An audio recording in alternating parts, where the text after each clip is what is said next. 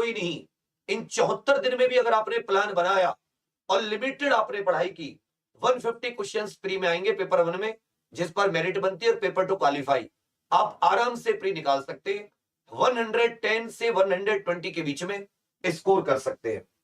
उसके बाद में इसमें जो परीक्षा होती है, ये उत्तर प्रदेश की जो प्रोविंशियल सर्विसेज होती है, जिन्हें प्रोविंशियल सिविल सर्विसेज कहा जाता है, पीसीएस, उसमें जैसे SDM, deputy SP, block development officer, BDO जो होते हैं, जो आपके ये एजुकेशन ऑफिसर जो होते हैं, मतलब हाई तहसीलदार, इन सब पदों के लिए इसी परीक्षा के तहत, जैसे केंद्र में आईएएस की परीक्षा होती है, केंद्र की सिविल सर्विसेज एग्जाम होता है, जैसे डीएम, आईएएस, आईपीएस बनते, इससे पीसीएस, पीपीएस, इस तरह से डिप्टी एसपी वगैरह इसी से बनते हैं। पहली स्टेज प्रीलिम्स है, दूसरा मेंस, तीसरा इसमें इंटरव्यू। चलिए, 21 से 40 वर्ष इसमें आयु होनी चाहिए जनरल के लिए। ST, ST, OBC, Uttar Pradesh के निवासी है, 5 वर्ष की छूट। उसके अलावा जो अभ्यर्थी विकलांग है, दिव्यांग है, उनके लिए भी इसमें छूट होती है। जनरल की आयु 21 से 40 वर्ष, मतलब 2 जुलाई 1983 से पहले जन्म ना हो और 1 जुलाई 2002 के बाद जन्म नहीं होना चाहिए। यह तो हो जाती है जनरल के लिए। ग्रेजुएशन होनी चाहिए, यदि आप अपीयर भी है, फाइनल ईयर में भी है अपनी ग्रेजुएशन में, तो भी आप इसके लिए एलिजिबल है, अगर आप फाइनल ईयर में भी है। सबसे पहले इसका प्री के बारे में देख लेते हैं। प्री के 2 पेपर होंगे, एक को कहते हैं सामान्य अध्ययन पेपर 1, एक को कहते हैं सामान्य अध्ययन पेपर 2। पेपर 2 केवल क्वालिफाइंग होता है। मेरिट में जिसमें आपके लिए आप मेंस के लिए क्वालिफाई करते हैं, वो पेपर 1 के आधार पर लगती है। 150 प्रश्न आते हैं और 200 नंबर के होते हैं। अब आप 200 को 150 से डिवाइड करोगे तो लगभग 1 नंबर से कुछ ज्यादा, 1.33 के करीब एक क्वेश्चन सही, और गलत करते हैं तो 0.33% नेगेटिव। 2 घंटे का पेपर होता है, पेन पेपर बेस्ड ऑफलाइन, जिसमें आपको ओएमआर शीट पर पेपर देना होता है। 150 क्वेश्चन, इसमें history, geography, polity, science, current सब आता है। उत्तर प्रदेश, जनसंख्या, नगरीकरण। पेपर 2 क्वालिफाइंग होता है, 100 क्वेश्चन 200 मार्क्स का, मतलब पर क्वेश्चन 2 मार्क्स का, 2 घंटे का। ये केवल क्वालिफाइंग है। ये इसमें केवल आप 33% मार्क्स लाएंगे, करने दोनों होते। अगर आप इसमें 33% नहीं लाते तो आपका पेपर 1 भी क्वालिफाई नहीं माना जाएगा। पेपर 1 के आधार पर मेरिट लगती है।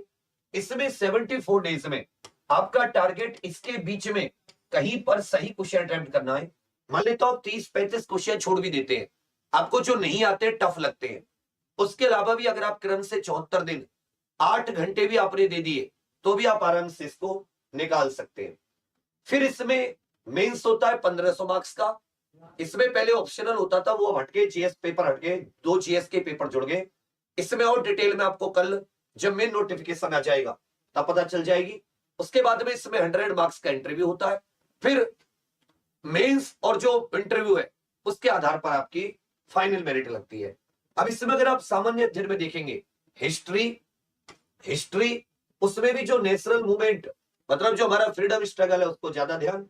करंट अफेयर, इंडियन और world geography, governance and polity, social and economic development मतलब economy, environment, ecology, general science. अगर हम लिस्ट में हिस्ट्री, ज्योग्राफी, पॉलिटी और ये जो आपका क्या बोलते हैं इसको,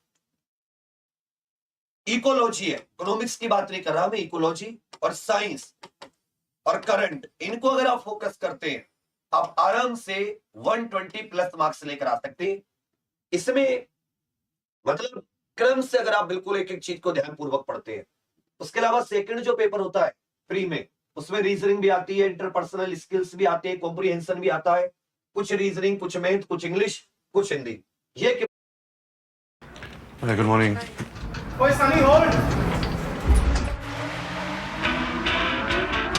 भी आते हैं, कॉम्प्रिहेंशन भी आता है, कुछ रीजनिंग, कुछ मैथ, कुछ इंग्लिश, कुछ हिंदी। ये केवल क्वालिफाइंग होता है। उसके बाद में 100 मार्क्स का इसका इंटरव्यू।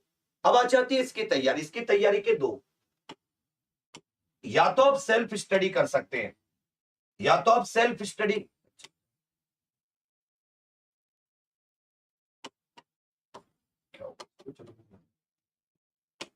नाराज हो गए। चलिए, या तो देख रहे हो इसको लिखने से नहीं चल रहा। या तो आप सेल्फ स्टडी कर सकते हैं, या तो आप सेल्फ स्टडी कर सकते हैं। पहली चीज, मान ले तो आप सेल्फ स्टडी नहीं करना चाहते। सेल्फ स्टडी में क्या है, आप चारों पांचों बुक्स लेकर आइए, ये जो आपके यहां पर सिलेबस है, हिस्ट्री, ज्योग्राफी, पॉलिटी, सब कुछ, और आप पढ़ना शुरू कर दीजिए। अच्छा तरीका है, आप उसमें भी क्वालिफाई कर सकते हैं। एक तरीका है कि आप जब आप पढ़ रहे हैं फिर आप नोट्स बना रहे हैं सेल्फ, कुछ चीजें उसमें याद हो रही है, कुछ चीजें उसमें याद नहीं हो रही, क्योंकि आप उसमें तो पूरी बुक पढ़ रहे हैं, उसमें इच एम आर है, था, नहीं था, सब कुछ इसमें जुड़ा रहता है, और उसमें से आपको चीजों को छांटना होता है। अगर आपने चीजें नहीं भी छांटी और आप पढ़ते रहे तो आप कुछ समय बाद उसे भूल जाते हो। तो सेल्फ स्टडी में केवल अगर आपके पास समय ज्यादा है तो सेल्फ स्टडी बहुत अच्छी है। इसमें कुछ डिप्टी एसपी के जो पद होते हैं उनके लिए हाइट वगैरह की भी जरूरत होती है। भाई कुछ पद तो जैसे जो ऐसा वाला पद है आपका एसडीएम, उसमें तो हाइट की जरूरत नहीं होती, लेकिन डिप्टी एसपी में हाइट की जरूरत होती है। मेल की 165 सेंटीमीटर और फीमेल की 152 सेंटीमीटर। और जो बाकी डिस्ट्रिक्ट कमांडेंट होमगार्ड है उसके लिए भी मेल के लिए 165 और फीमेल के लिए 150 सेंटीमीटर, ये कुछ फिजिकल मेजरमेंट हो जाता है। बाकी एक्साइज इंस्पेक्टर के लिए 167 पुरुष के लिए और महिलाओं के लिए 147, और बाकी जो कैटेगरी होती है एससी/एसटी को छोड़कर उनके लिए 152 इसमें हाइट होती है। इसी प्रकार डिप्टी जेलर के लिए मेल की हाइट 168 और फीमेल की 152। मतलब कुछ पोस्ट ऐसी हैं जिनमें हाइट की आवश्यकता भी होती है। तो ये तो बात थी हाइट की, लेकिन सैलरी भी इसमें जो पीसीएस, अगर आप पीपीएस या मतलब डिप्टी एसपी एसडीएम बनते 4600 ग्रेड पे, और सीनियर हो जाते तो 5400 grade pay. Assistant conservator of forest, one रक्षक टाइप जो होते हैं 5400 grade pay. Forest officer level 8 4800 grade pay. अब ये सोचो कितने अच्छी ग्रेड पे की जॉब। और हाँ थोड़ा सा इसमें बाकी फॉर्म की फीस तो 125 जनरल ओबीसी के लिए, एससी एसटी के लिए 65 रुपए, दिव्यांग के लिए 25, एक्स सर्विसमैन के लिए 65 रुपए है। अब यहां पर जो मेन चीज आ जाती है वो आ जाती है तैयारी।